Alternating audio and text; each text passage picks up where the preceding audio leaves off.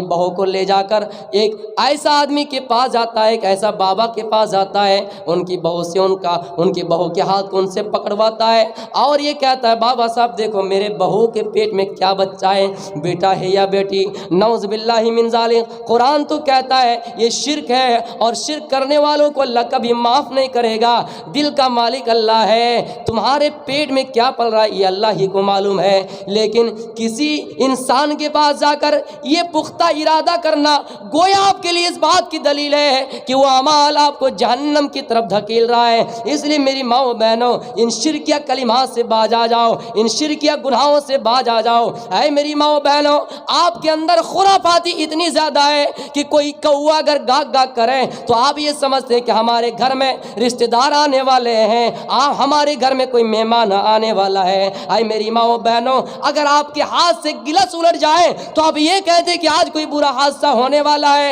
آئے بنگال واسیوں اور آئے میرے بزرگوں، آپ کے اندر بھی یہ خرافاتی چیز میں دیکھ رہا ہوں اور دیکھا بھی کچھ نوجوانوں کا عمل اور کردار، جب راستے میں کسی چیز کی سواری کرتا ہے اور اس پہ بیٹھ کے سفر کرتا ہے، آگے سے بلی اگر گزر جائے تو یہ کہتے کہ راستے میں حادثہ ہونے والا ہے۔ نعوذ باللہ من ذالک، یہ شرکیہ اعمال ہے جو اللہ کبھی معاف نہیں کرے گا۔ اللہ کہتا ہے میں ایک جانی کو معاف کر سکتا ہوں، ایک بے نمازی کو معاف کر سکتا ہوں، لیکن جو میرے ساتھ کسی کو شرک کرے گا، جو میرے ساتھ کسی کو شریک ٹھہرائے گا، میں اس کو کبھی معاف نہیں کروں گا۔ یہ خرافاتی چیز آپ کے اندر ہے، آپ اس کو ختم کیجئے، اللہ ہی کی طرف رجوع کیجئے۔ اور قرآن نے تو یہاں تک کہہ دیا ادعونی استجب لکم، اے بندو جو بھی مانگنا ہے مجھے سے مانگو، میں تمہاری فریادیں قبول کرنے والا ہوں، میں تمہاری منتیں قبول کرنے والا ہوں، میں تمہیں بیٹا بیٹی دلانے والا ہوں۔ میرے پیارے ساتھیوں، سیرتوں کا مطالعہ کیجئے۔ ابراہیم نے اللہ سے دعا کی، اے اللہ مجھے بیٹا دے۔ 80-82 سال کی عمر میں بھی اللہ تعالیٰ نے ابراہیم کو بیٹا دیا۔ اس لیے نبی کا اعمال تو وہ ہوا کرتا تھا، صحابہ کرام کا اعمال و کردار تو یہ ہوا کرتا تھا کہ کچھ بھی مانگتے تو اللہ تعالیٰ سے مانگتے تھے، لیکن ہم اور آپ ہیں جو دوسروں کے سامنے ہاتھ پھیلاتے ہیں، دوسروں سے اپنی حاجت روا اور مشکل کشائی پوری کر رہے ہیں۔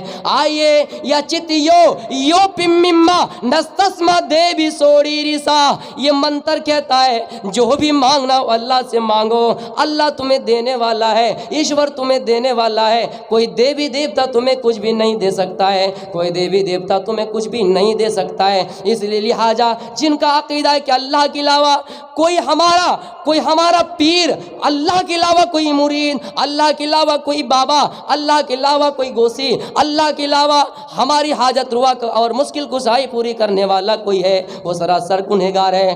اللہ کے نبی کے پاس ایک شخص آتا ہے اور کہتا ہے اللہ کے نبی مجھے فلاں جگہ سے فلاں جگہ جانا ہے، راستہ کافی دور ہے، راستے میں بھیانک ڈر ہے، جنگلی شیر کا ڈر ہے، وحشی جانور کا ڈر ہے، اس راستے میں بالکل ہمیں جانور کا خطرہ ہے، آپ ہمیں مختصر نصیحت کر دیجئے۔ آپ نے فرمایا اذا سألت فاسأل اللہ واذا استعنت فاستعن باللہ، اے صحابی، اے فلاں نبی آدمی، جو بھی مانگنا ہو اللہ تعالیٰ سے مانگنا، اور جب بھی مدد کی ضرورت پڑ جائے تو اللہ تعالیٰ سے مدد طلب کرنا۔ ہمیں ایک سوئی کی نوک کے برابر بھی کوئی چیز چاہیے، سوئی کی نوک کے برابر بھی کوئی چیز چاہے تو ہم اس کو اللہ کی طرف مانگیں، ہم اس کو اللہ کی طرف لوٹائیں۔ اگر کوئی ہماری مدد کی ضرورت پڑ جائے تو ہم اللہ تعالیٰ سے مدد طلب کریں۔ اس لیے میرے پیارے ساتھیوں، ایسا ہی انجام ہوگا ان لوگوں کا جو اللہ کو چھوڑ کر کئی دیوتاؤں کو، کئی بھگوانوں کو مانتے، کئی خداؤں کو مانتے ہیں، اللہ کے علاوہ کسی اور کو اس کے کام میں شریک کرتے ہیں، اللہ کے علاوہ دوسروں کو شریک ٹھہراتے ہیں۔ اللہ فرماتا ہے ایسے لوگوں کا ٹھکانہ جہنم ہے۔ میرے پیارے ساتھیوں، آپ کے سامنے قرآن کی دلیل ہے، آپ کے سامنے حدیث کی دلیل ہے، آپ کے سامنے دیگر بہت سارے مذاہب کی دلیلیں ہیں، اس لیے آپ بالکل شک و الجھن میں نہ پڑے، اور اعمال ہمارا چاہے جیسا بھی ہو لیکن اللہ تعالیٰ کی ذات پر پورا اعتماد رکھے، اللہ تعالیٰ کی ذات پر پورا بھروسہ رکھے۔ نہیں، اللہ ہی کھلانے والا ہے، اللہ ہی پلانے والا ہے، اللہ ہی انسان کو زندگی عطا کرنے والا ہے، اللہ ہی انسان کو مارنے والا ہے۔ فرعون نے کہا میں انسان کو مار بھی سکتا ہوں، فرعون نے کہا میں انسان کو زندہ بھی کر سکتا ہوں۔ اس مثال کو غور سے سنیے، دو آدمی کو فرعون نے اپنے پاس لایا اور ایک آدمی کو مار دیا، دوسرے آدمی کو زندہ چھوڑ دیا۔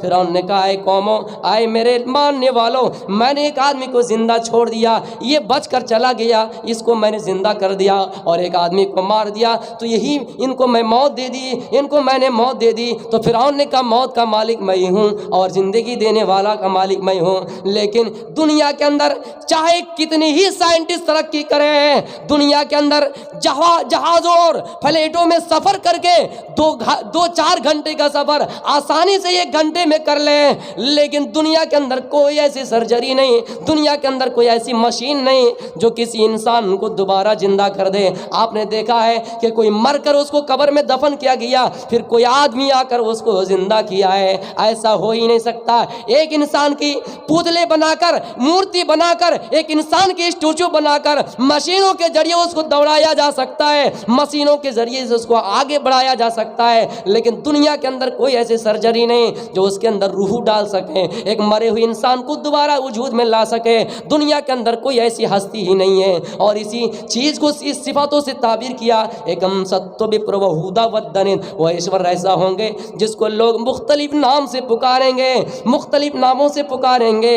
اللہ تعالیٰ کا نام اللہ ہے لیکن صفاتی نام 99 ہے۔ کوئی خالق سے اللہ کو پکارتا ہے، هو اللہ الذی لا الہ الا هو عالم الغیب والشہادۃ فینبئکم بما کنتم تعملون، هو اللہ الذی لا الہ الا هو الملک القدوس السلام المؤمن المہیمن العزیز الجبار المتکبر سبحان اللہ عما یشرکون۔ کوئی اللہ کو خالق سے پکارے گا، نہیں اللہ کے علاوہ کوئی پیدا کرنے والا نہیں، اللہ انسان کو پیدا کرتا ہے۔ کوئی کہے گا اللہ کے علاوہ کوئی پاک و صاف نہیں، اللہ تعالیٰ تمام عیوب سے پاک ہے، اللہ تعالیٰ تمام عیوب و نقائص سے پاک ہے۔ ایک انسان چاہے کتنی ہی خوبصورتی ہو، ایک انسان چاہے اللہ نے اس کو کتنا ہی حسین و جمیل صورت دی ہو، لیکن اس کے اندر کچھ نہ کچھ عیب ہے، لیکن اللہ تمام عیوب و نقائص سے پاک ہے، اللہ تعالیٰ میں کوئی عیب نہیں،